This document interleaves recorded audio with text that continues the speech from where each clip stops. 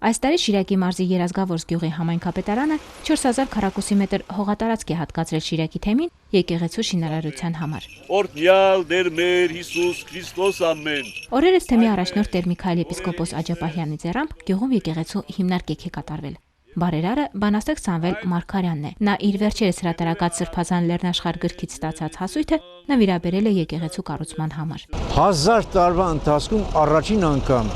պատմական Երազգավոր Շիրակավանի մատույցներում կառուցվում է եկեղեցի։ Եվ ես ուխտեցի,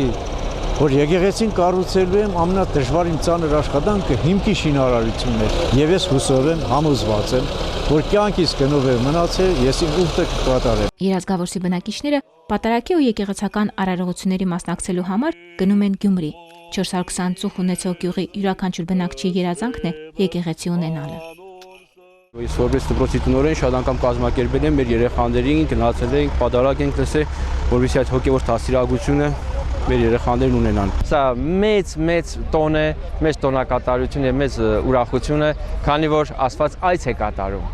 Աստված ամեն տեղ է, բայց եկեղեցում ինքը բազմած է, եկեղեցում է պատարակվում։ Մենք տա Աստված, որ այստեղ պատարակներ մատուցենք եւ մեր ժողովուրդը Տիրոջ արյունը մարմինով ճաշակվելով ավելի զորանա։